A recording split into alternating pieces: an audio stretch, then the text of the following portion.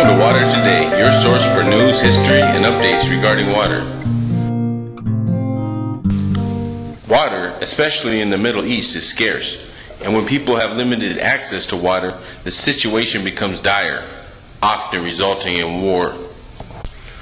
This story takes place on the Jordan River in the February of 2001, where a water conflict between two countries, Lebanon and Israel, almost erupted into war. Israel was outraged when Lebanon attempted to build a pump on the Wazani Spring. The pump was designed to send 300 cubic meters a year of water to an impoverished village by the same name as the spring. In 1973, the village of Wazani in Lebanon had been connected to the water distribution network of its spring, but in 2001, the town was in need of water to facilitate basic living requirements. The Jordan River is essential to sustaining life for Lebanon and Israel. It has three main tributaries, or streams, that flow into larger ones, eventually leading to the Dead Sea.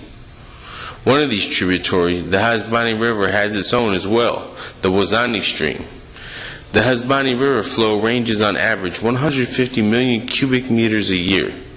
In the American-mediated Johnson Agreement of 1955, Lebanon is entitled to 35 million cubic meters of water a year from both the Hasbani and Wazani streams. Lebanon had been trying to utilize its share of these two streams, but was prevented by the political instability that marks the area and by Israeli objections. In 1972, the Lebanese government needed water to use during the dry summer months, so they built a small causeway on the Hasbani River near the town of Al-Mari, but the Israeli army destroyed it. Here we are at the heart of the problem. Since Lebanon signed the Armistice Agreement of 1949 with Israel, they have had no direct negotiation or any formally agreed upon water arrangements between them and Israel, and are not legally tied to any agreements over the allocation of the Hasbani or the Wazani streams. In 2001, Lebanon's energy minister Mohammed Abdul Hamid Beydoun said that Israel had been taking practically the entire 150 million cubic meters per year from the Hasbani River for the past 25 years. Beydoun threatened Lebanon would demand compensation for this forcefully seized resource. A small fraction of this volume was used by a few Lebanese farmers and households who independently withdraw water for their needs. But no Lebanese water distribution was in place when the Wazani Spring pump construction began.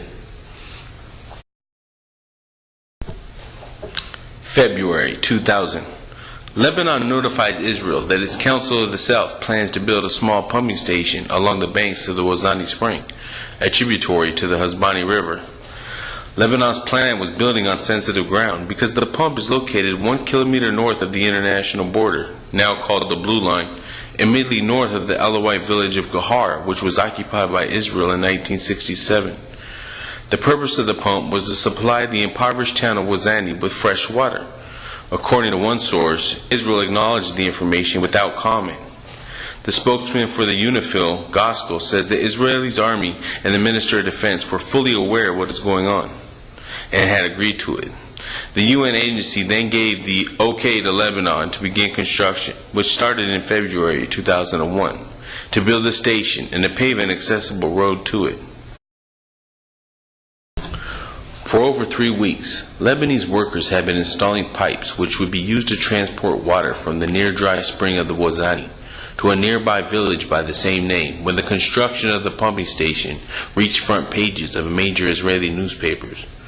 The station is constructed to supply 300 cubic meters of water per year to the 200 returning residents of the Wazani village. The 4-inch diameter pipe will initially carry water at 10 liters per second to the village. That's 300 cubic meters out of 150 million cubic meters that flow from the Hasbani. Officials from the UNIFIL were bewildered by the political storm over the pump because the agency had mediated the work between Israel and Lebanon, and its peacekeeping troops had been observing its progress. Public hysteria could describe the reaction towards the pumping station in Israeli newspapers. Official and non-official voices inside Israel were playing out scenarios of action and counteraction and of war. Israeli officials declared unabashed threats of punitive action. Avigdor Lieberman, The ultranationalist Minister of National Infrastructure said that the Wazani water pump project cannot be allowed to pass without a reaction. Other prominent experts and well-known figures, including Mekarat Water Company head Uri Sagai, Water Commissioner Shimon Tell, and even officials of the Society for the Protection of Nature in Israel, reported to the media the terrible consequences of this Lebanese action. A Likud member of the Knesset, Michael Kleiner, asked the government to destroy the pump because he considered any change in the water distribution a provocation necessitating a military response. The former OC intelligence chief warned Lebanon against taking unilateral action and said, "There is no water in the Middle East. Therefore, understandings must be reached. If not, it can turn into war or a forceful confrontation."